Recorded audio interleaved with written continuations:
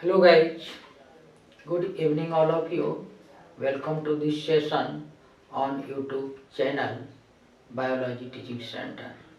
Your educator doctor Akhileshwar Kumar. आज के session में हम लोग मुख्य रूप से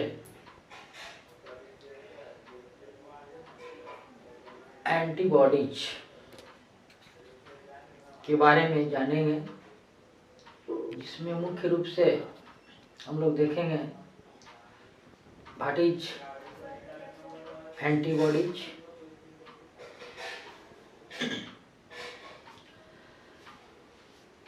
where produced antibodies, antigen versus antibodies, and how work antibodies। तो इस तरह से बहुत सारे टॉपिक्स हैं। Types of antibodies, structure of antibodies. First of all हम लोग जानेंगे कि हमारे बॉडी में बहुत से डिफेंस मैकेनिज्म होते हैं, क्योंकि इन्वायरमेंट में foreigner particles which are called antigens such as viruses, bacteria, fungi, protozoans, ये सब जो हैं आपका एंटीजेंस के रूप में प्रेजेंट रहते हैं और हमारे शरीर में, हमारे बॉडी में वो contaminated food, contaminated water, breathing air, soils के माध्यम से हमारे बॉडी में प्रवेश करता है और ये सारे फॉरेनर पार्टिकल्स बॉडी में इस्टेब्लिश्ड होकर डिजीज उत्पन्न करते हैं। लेकिन हमारे बॉडी में नेचुरली डिफेंस, सुरक्षात्मक लेयर्स होते हैं और ये प्रोटेक्टिव और डिफेंस लेयर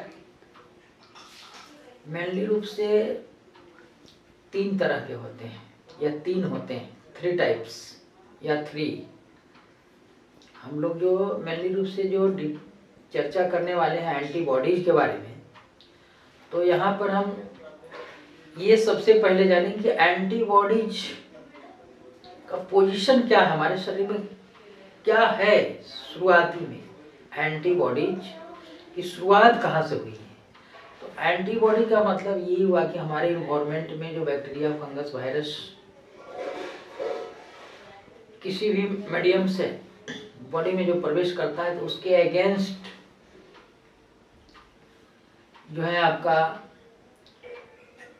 कार्य करता है एंटीबॉडी, जिसके कारण हमारा बॉडी जो है सेफ रहता है, हेल्दी रहता है। तो हमारे बॉडी में 3 आपका डिफेंस लाइन होता है, जिसमें से first line of defence skin.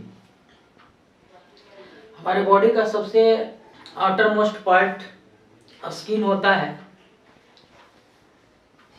तो फर्स्ट लाइन ऑफ डिफेंस, जिस तरह से बड़े बड़े वीआईपी लोगों का जेड सुरक्षा रहती है,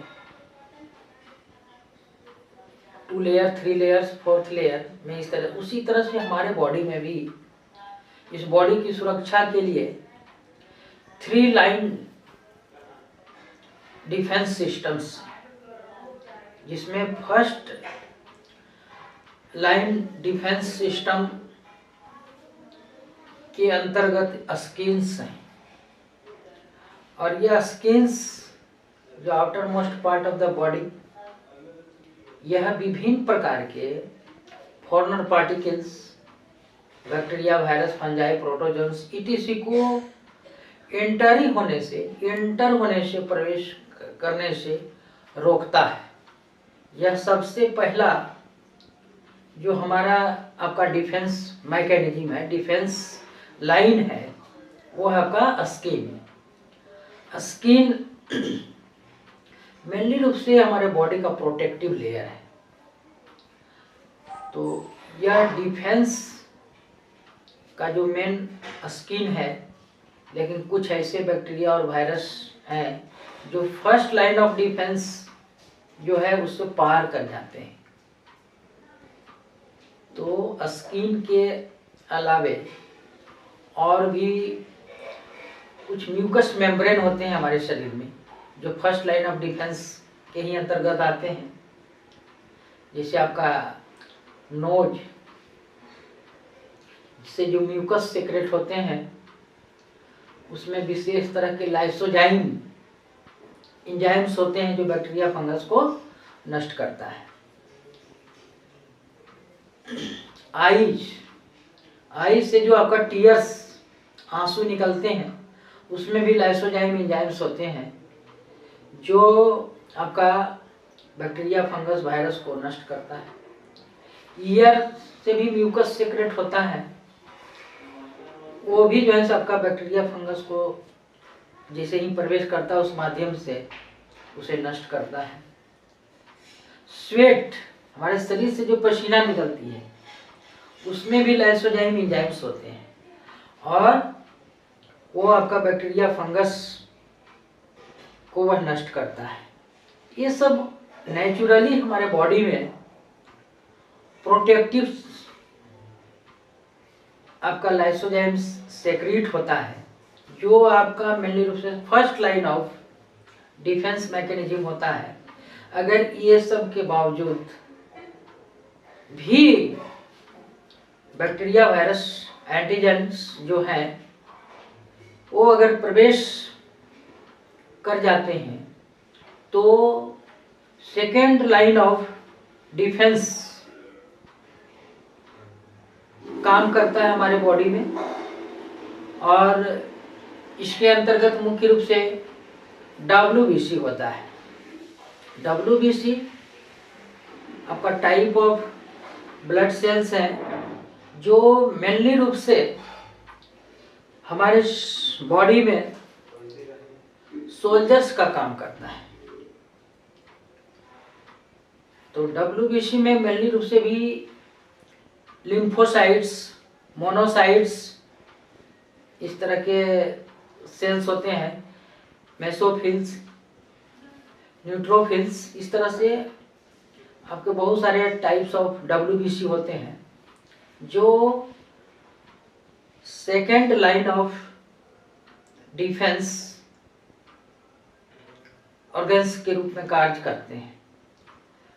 और सेकेंड लाइन ऑफ डिफेंस से भी अगर बैक्टीरिया और फंगस और एनी फॉरेन पार्टिकल्स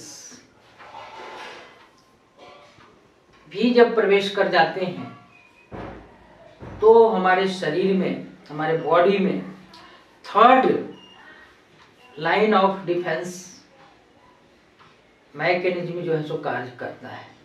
उसी के अंतर्गत एक जो है सो आपका एंटीबॉडी जाता है जिसको हम लोग टॉपिक्स के रूप में आज पढ़ेंगे कि व्हाट आर एंटीबॉडीज।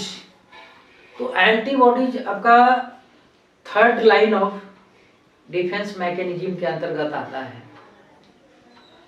तो एंटीबॉडीज हमारे आपका ब्लड में भी और बहुत सारे प्रोटीन्स होते हैं जो आपका फॉरेन पार्टिकल्स या और एंटीजेंस को या तो इनएक्टिव कर देते हैं या किलिंग करते हैं।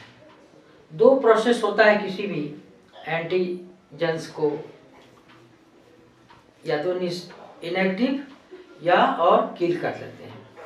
तो एंटीबॉडीज यही थर्ड लाइन ऑफ जो लास्ट, अगर ये दोनों लाइन ऑफ डिफेंस फेलुअर हो जाते हैं, तो लास्ट में बहुत हमारे सबसे मजबूत जो इम्यून सिस्टम कहलाता है, और इम्यून सिस्टम ही जो है सो बॉडी को हेल्दी बनाए रखता है। मतलब बैक्टीरिया, फंगस, प्रोटोजोन्स, फंगल ये सब जो भी हैं वो हमारे शरीर में प्रवेश तो कर जाते हैं, लेकिन वो जो थर्ड लेयर ऑफ डिफेंस है उसे वो नष्ट कर देते हैं। तो ये मतलब एंटीबॉडीज जो हम लोग जानेंगे, तो एंटीबॉडीज मेनली रूप से एंटीजेंस के विरुद्ध अगेंस्ट वह काम करता है, और हमारे शरीर में जो है पैथोजेनिसिटी जो होती है, इस्टेब्लिशमेंट ऑफ पैथोजेन, उसको रोकने का काम करता है। तो यही सबसे पहला जानना था कि एंटीबॉडीज है क्या चीज। तो आपका एक सिस्टम है जो आपका डिफेंस सिस्टम हमारे बॉडी में है, जिसमें first line, second line and third line. तो हमारे बॉडी में जो एंटीबॉडीज हैं वो आपका थर्ड लाइन ऑफ डिफेंस ये प्रोसेस है।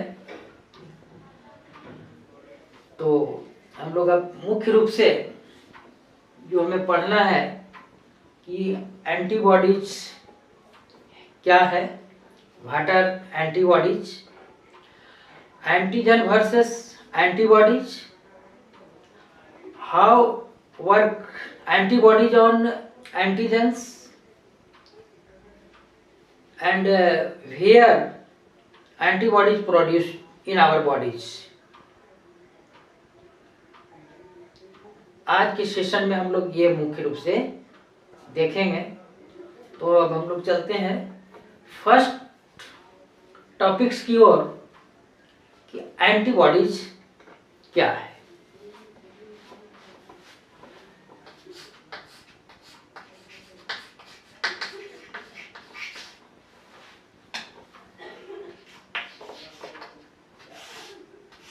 देखते हैं यहाँ पर कि एंटीबॉडीज क्या है। तो एंटीबॉडीज आर प्रोटेक्टिव प्रोटीन्स। यह एंटीबॉडीज जो है वो एक आपका प्रोटेक्टिव प्रोटीन्स, यह आपका एंटीबॉडी एक प्रोटीन्स होता है जिसको ग्लोबिन्स प्रोटीन्स कहा जाता है, फाइब्रस प्रोटीन्स और ग्लोबिन्स प्रोटीन्स। तो यह आपका एक प्रोटेक्टिव प्रोटीन्स होते हैं जो produced by our immune system. यह मेनली रूप से एंटीबॉडी जो है एक प्रोटेक्टिव प्रोटीन्स है। दूसरी बात है कि यह इम्यून सिस्टम्स के द्वारा उत्पन्न किए जाते हैं। दे अटैच टू एंटीजेंस, जो जैसे ही हमारे शरीर में एंटीजेंस प्रवेश करते हैं उससे वो एंटीबॉडीज अटैच्ड हो जाते हैं, और वो antigens such as bacteria, fungi, viruses and toxins and remove, और वो जो है हटाता है देम फ्रॉम आवर बॉडीज। तो ये आपका व्हाट आर एंटीबॉडीज। नेक्स्ट हम लोग ये देखेंगे कि एंटीजन वर्सेस एंटीबॉडीज। एंटीजेंस क्या होते हैं और एंटीबॉडी दोनों में difference.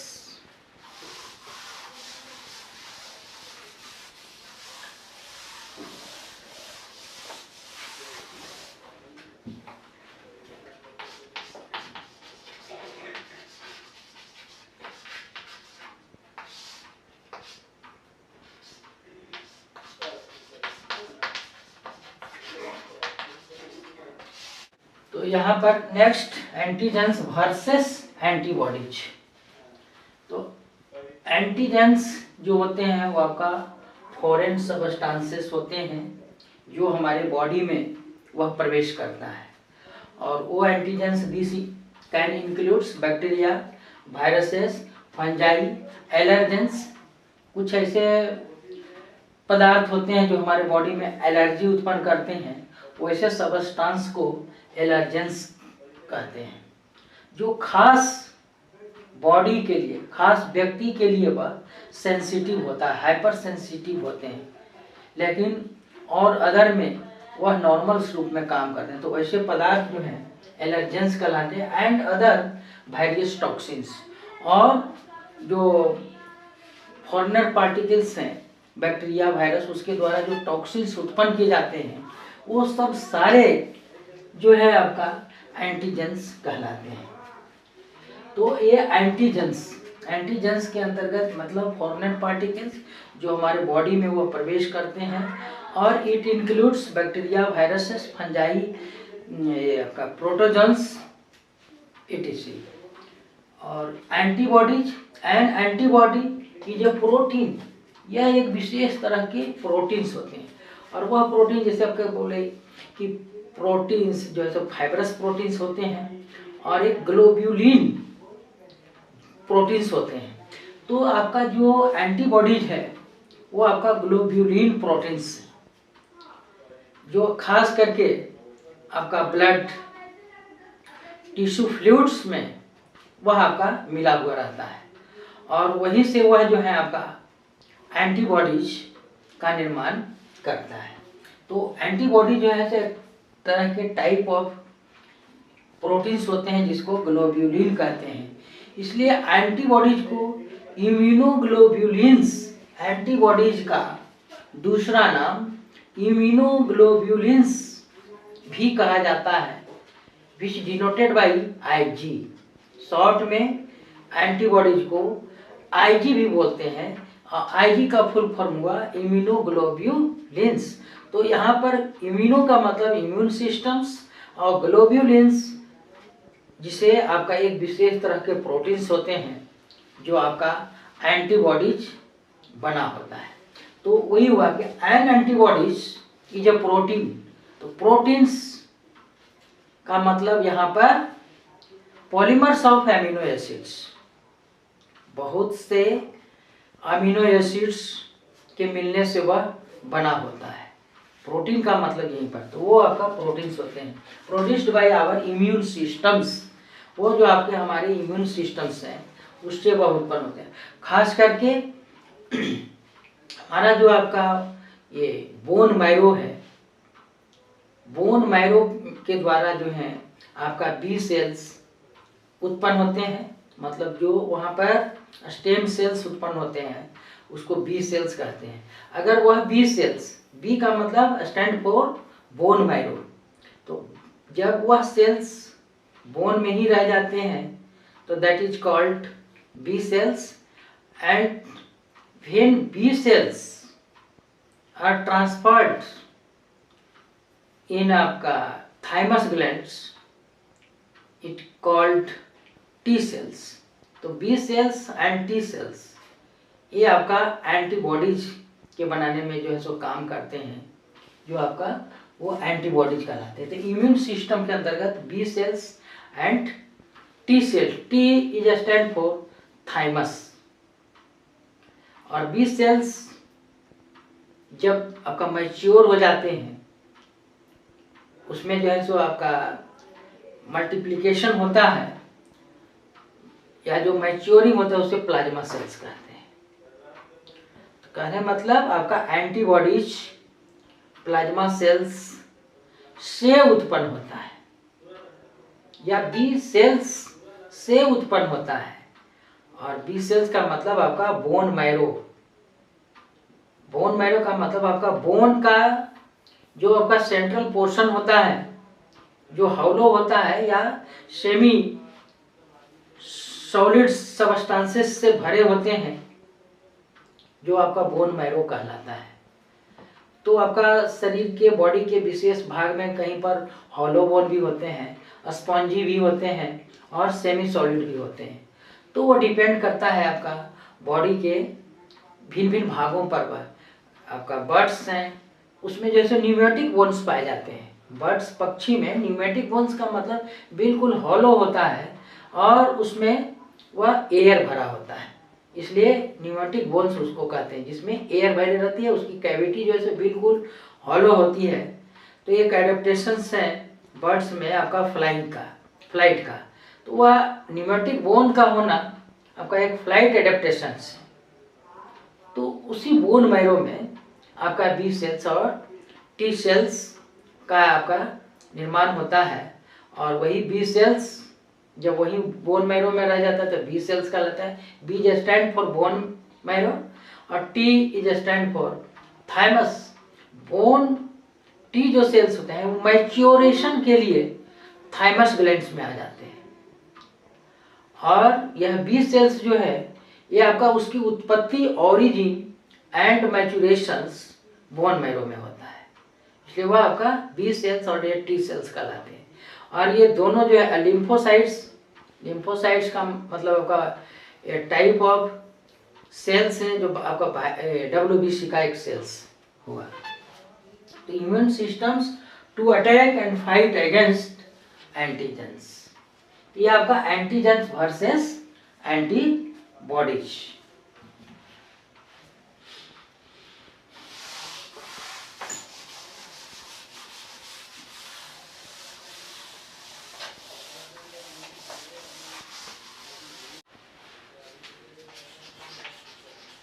Here are antibodies.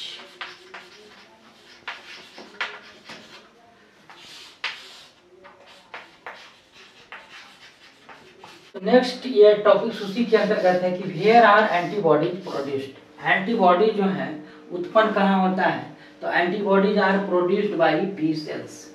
B cells when an antigen comes into contact with B cells, B cells जब उसके एंटीजेंस के कांटेक्ट में आता है तो it causes the B cells to divide, वह जो है आपका मल्टीप्लिकेशन करने लगता है। कौन? बी सेल्स एंड क्लोन, और सेम उसी तरह के मिलियंस सेल्स बनाने शुरू करते हैं which known as clone.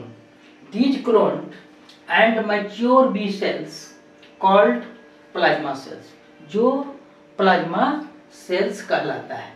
Release, और वह निकलता है मिलियंस में of antibodies into our blood streams, और वह जो है आपका एंटीबॉडीज के रूप में वह निर्माण हो जाता है, जो blood streams and lymph systems में वो आ जाते हैं। और foreigner particles such as bacteria, viruses, fungi, protozoans and allergens और अदर टॉक्सिन्स को जो है आपका टू इनएक्टिव और किल। तो ये जो है आपका मेनली रूप से एंटीबॉडी जो है इस तरह से, एक आपका बोन मैरो है, ये इस तरह से यहाँ पर इस तरह से उत्पन्न होते हैं ये, और ये जो है सो कुछ जो है आपका थाइमस में आ जाते हैं, और यहाँ पर जो है आपका ये बोन मैरो में ही रहते हैं, और यही जो है आपका टी सेल और ये जो है आपका बी सेल कहलाते हैं। जब यह मैच्योर हो जाता है, तो यह आपका प्लाज्मा सेल कहलाता है। तो ये आपका where are antibodies produced. Antibodies produced कहाँ होता है, तो बोन मैरो में होता है। बोन मैरो में जो वह सेल्स वही रह गया तो आपका बी सेल कहलाया। बी सेल्स ही जब मैच्योर होता है, मल्टीप्लाइज अधिक संख्या में क्लोन का निर्माण करता है, तो आपका वह प्लाज्मा सेल्स कहलाता है। और यह जो है टी सेल जो होते हैं, और दूसरा सेल्स जो मैच्योरेशन के लिए आपका थाइमस ग्लैंड्स में आ जाते हैं, वो known as T cells. T cells का फिर आगे टाइप्स हैं, किलर सेल्स, हेल्पर सेल्स और सप्रेसर सेल्स। तो इस तरह से और आगे देखेंगे, लेकिन यहाँ पर एंटीबॉडीज आपका प्रोड्यूस्ड कहाँ होता है, उत्पन्न कहाँ होता है, तो सीधे जानना है कि बोन मैरो से। बोन मैरो है क्या चीज, तो आपका central portion of the bone. तो ये आपका antibodies, where are antibodies produced.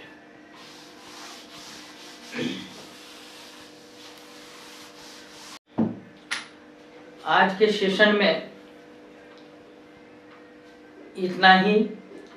और अभी बहुत सारे एंटीबॉडीज का टाइप्स है, स्ट्रक्चर्स हैं, फंक्शंस हैं, तो ये सब और आगे हम लोग देखेंगे। लेकिन आज का सेशन यहीं पर समाप्त करते हैं और इसी तरह के सेशंस के लिए बायोलॉजी टीचिंग सेंटर चैनल को अवश्य सब्सक्राइब करेंगे। और अगर वीडियो ये पसंद है तो आप इसे लाइक करेंगे और अपने फ्रेंड्स एंड क्लासमेट्स के बीच शेयर अवश्य करें। Thank you.